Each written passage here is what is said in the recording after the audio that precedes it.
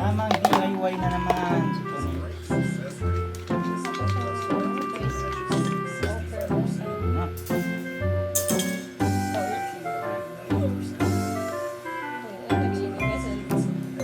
Sabi ni Mother, huwag mo magsain. Bakit? Yun guys, tamang ayos ng electric fan. Yan. Wala akong pambiling bagong electric fan. Maganda mag-video to sa labas. Ako may ginagawa talagang focus sa ginagawa. Ayun guys, dahil wala tayong pambiling bagong electric fan,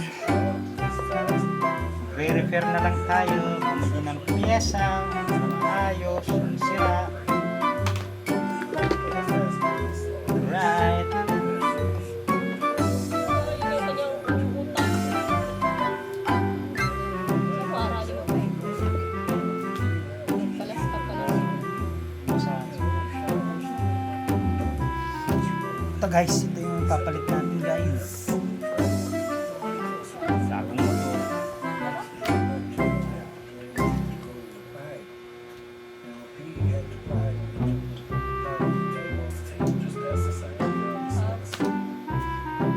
Sira at ang motor sa mga magkakampi. Nagawa ko ito, magagawa ka na rin yun.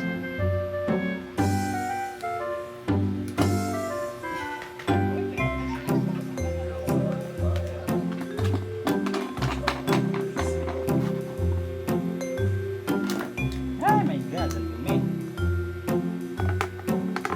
Kasi alam ko ano yung common dito.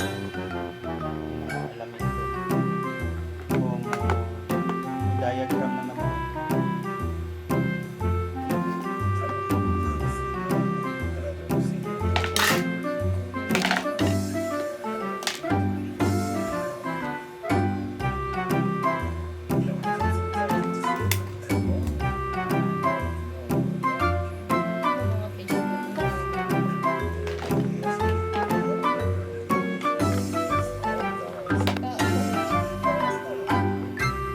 Mga Technician. Tamang repair lang tayo. Wala tayong pambili. Actually, first time ko lang mag-ayos ng electric pan na ganito. Palit ng motor. Dahil graduate ako sa YouTube University. Okay guys, napalabas na natin. Wire.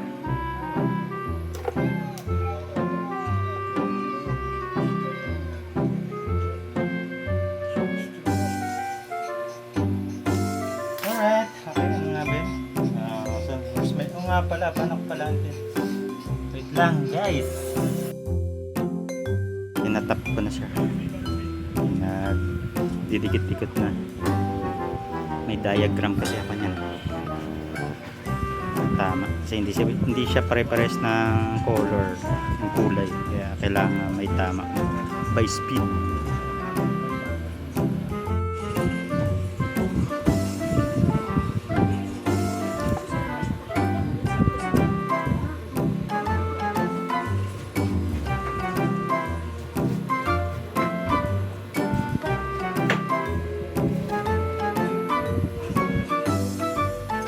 rolling, father, rolling.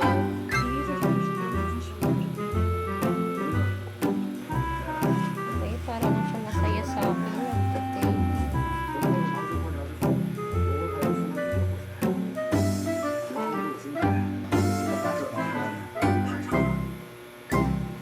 Lalagyan mo siya ng cable tayo. Medyo mahaba. Tapos may lalagay pa ako dyan. Hindi mo pa ako natuturo ng ganyan. Lalagyan ko yan ng cable tie. Medyo delete. Ano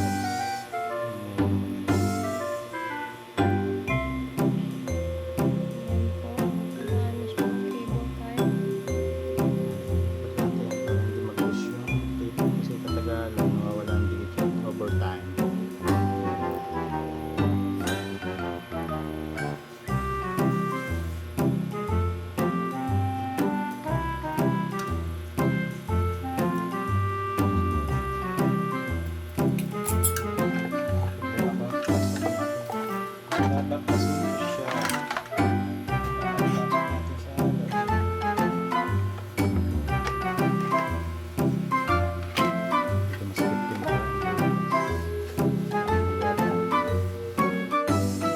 Ayun guys, naikabit ko na yung bagong motor ng electric fan. Ayan na. Ayan na siya. Testing, testing, testing.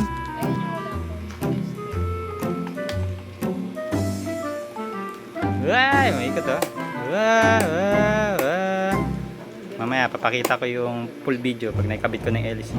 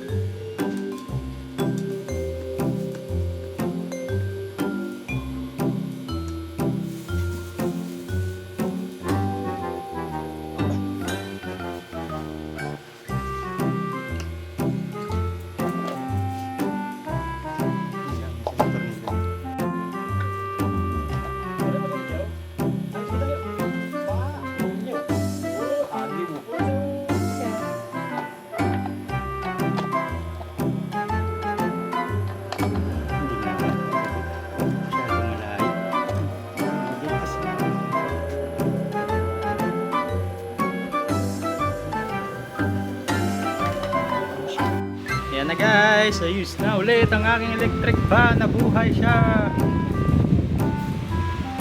Alright, ayos na naman siya.